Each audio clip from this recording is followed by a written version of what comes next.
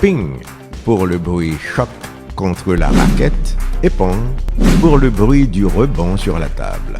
Premier trophée m'a remporté dans le championnat Haïti Open qui était fait dans le Centre olympique haïtien, le samedi qui 14 ans. Un jeune prodige issu d'un bidonville de Haut-Turgeau bat en finale nationale de tennis de table son mentor, le champion national en titre, Ralph Akernizan. Comme nous avons un programme qui concerne les jeunes talents, qui se manifestent à travers des compétitions, il a été pris en charge dès lors par la fédération.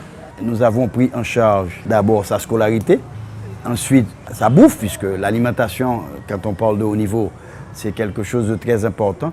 Et nous avons pensé à faire chercher un entraîneur compétent et lui donner aussi les équipements appropriés qui lui permettent de réaliser son plein potentiel. Quand on regarde l'analyse qui a été faite du tennis de table par la Fédération internationale, effectivement, c'est le talent de Donika qui m'a motivé. Non que je veuille exclure les autres, mais je dois reconnaître que Donika, il sort carrément du lot. Il se démarque de la mêlée. Aujourd'hui, Donika profite d'un entraînement individuel. Sa marge de progression reste énorme. Sa qualité technique nous rappelle celle de grands champions. Sa gestuelle est toute en fluidité. Premier tournoi international en 2016, c'était Saint-Domingue. Mais ça, moi j'étais 4e ou bien 5e. C'était Ronaldo qui était battu dans la semi-finale. La fédération était joué en bourse pour m'entraîner Saint-Domingue. J'ai fait à peu près 2 mois avec coach Raoul Betancourt. Ça m'a bien progressé. La prochaine fois, je joue au tournoi encore. Je suis arrivé à battre Ronaldo.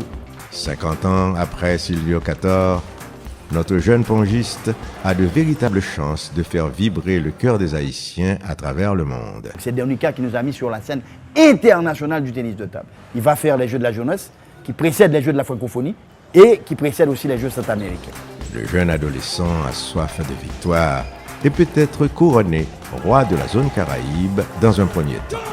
Je n'aime pas quémander, mais ce qui nous fait parfois défaut, c'est le coût inhérent à sa participation à ces Jeux. Ce qu'on aimerait vraiment, c'est que l'État haïtien, tout comme le comité olympique haïtien, nous aide à faire face surtout au coût inhérent à ses participations éventuelles à des Jeux ou encore à des sorties en prélude des qualifications au JO. Donc, mais ça continue. Il serait donc dommage que nous perdions cette opportunité que représente cet athlète par manque de ressources. Même si nous faisons les possibles, en tout cas, nous faisons avec les moyens du bord. Mais ce serait quand même dommage que nous perdions l'opportunité de pouvoir mieux préparer cet athlète qui pourrait atteindre des résultats qui seraient positifs, pas seulement pour lui, mais aussi pour Haïti. Je dis tout le monde qui t'a supporté mieux. Je dis un grand merci. Nous mettons compte sur moi parce que nous sommes combattants, nous sommes guerriers. Et puis je dis que je ne vais pas champion quand même. Le coût de la préparation de jeunes et qui ont des talents et aussi des gens qui peuvent faire de cette activité une activité qu'ils pratiquent à des fins de santé et de bien-être. Donc tu vas les chercher, mais il faut aller les chercher avec des sous et ces coûts sont exorbitants. Du haut de ses 17 ans aujourd'hui, il est devenu l'adversaire à battre sur les tables de la zone Caraïbe. Donika Saint-Fleur rêve de voir flotter le drapeau national dans l'arène olympique.